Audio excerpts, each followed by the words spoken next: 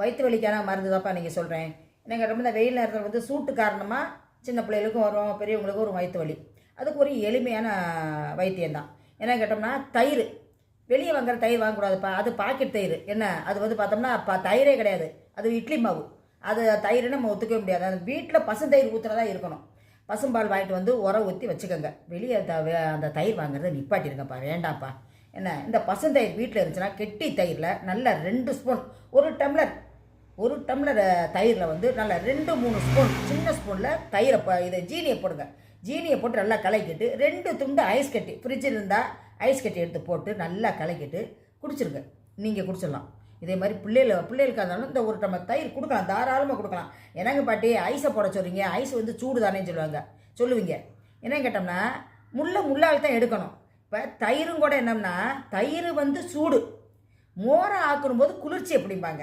அதனால தான் இந்த மோர் பந்தல்லாம் மோரை கொடுக்குறாங்க. ஆனால் முள்ளால் எடுக்கிற மாதிரி தான் நம்ம வயிற்று வலி வந்து இது சூட்டின் காரணத்தில் வர்றதுனால தான் இந்த தயிரில் ஜீனி போட்டு ஐஸ் கட்டி போட்டு நம்ம குடித்தோம்னா நிச்சயமாக அந்த வயிற்று வலியாவது ஒரு காமணத்தில் விட்டு போகும். 2வது கட்டம்னா, வயிற்று வலி பார்த்தீங்களா, வயிற்று வலி வந்த உடனே நம்ம தொப்பில் சுற்றி கொஞ்சம் போல நல்லெண்ணெய், ஒரு 1/2 டீஸ்பூன் நல்லெண்ணையும் 1/2 டீஸ்பூன் தண்ணியும் சேர்த்து வயிற்றில் அப்படியே ஃபுல்லாக அப்படியே தடவிடணும். தடவி மல்லாக்க படுத்துக்கிட்டு தடவிடணும். அது ரவுண்ட் கிளாக் சர்வீஸ் மாதிரி இப்படி இந்த பக்கமாக ஒரு 5 தடவை, இந்த பக்கமாக ஒரு 5 தடவை, அந்த மாதிரி தடவி விட்டுட்டு ஒரு 10 நிமிஷம் அப்படியே ரிலாக்ஸாக படுத்தணும்ப்பா. இதுவும் வந்து வயிற்று வலியை கேட்கும். ஆனால் இந்த தயிருங்கிறது ரொம்ப ரொம்ப நல்லா கேட்கும். இதை வந்து பெரியவங்க சின்னவங்க குடிக்கலாம். மாசமாக இருக்க குடிக்கலாமான்னா, சளி பிடிக்கலை அப்படின்னா மாசமாக இருக்கவங்களும் குடிக்கலாம்.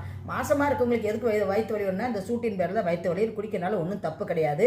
இதை நீங்களும் குடித்து பயன்பெறுங்க. மற்றவங்களுக்கு இதை மாதிரி ஷேர் பண்ணி விட்டுருங்க.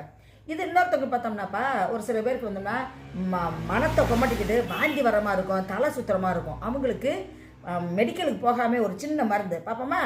நம்ம வீட்டுக்கு பக்கத்தில் ஏதாச்சும் ஒரு குட்டிச்சவர், ஒரு மணல் கிளர் கொட்டி வச்சுக்கலேன், ஒரு செம்மண் எம்மன் கொட்டி வச்சுக்கலேன், அதில் கொஞ்சம் மூளை தண்ணியை கொண்டு தெளிங்க. ஒரு தண்ணியை கொண்டு தெளிச்சோன்னே பார்த்தோம்னா அந்த செம்மல்லேருந்து ஒரு நல்ல வாசம் வரும். அப்படியே மணல் வாசம் வரும். நம்ம மழை வெஞ்சவங்க சொல்லும் பார்த்தீங்கன்னா, அப்போ மண் வாசம் வருது, மழை வரப்போகுதுன்னு சொல்லுவோம். அந்த மாதிரி மண் வாசம் வரும். அதில் அந்த தண்ணியை கொட்டி அந்த இடத்துல உருண்டையாக பிடிச்சி அந்த மண்ணை கொண்டாந்து அப்படி மோந்து பாருங்களேன்.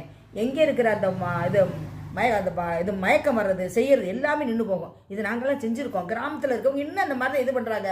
குட்டிச்சோத்து பண்ண எடுத்து முணந்து பாருன்னு சொல்லுவாங்க. இதெல்லாம் ஒரு மருந்து தான்ப்பா. நம்மளுக்கு கேலியாக இருக்கும். செஞ்சால் கரெக்டாக நம்மளுக்கு சரியாக நம்மளுக்கு பயன் தான் கொடுக்கும்.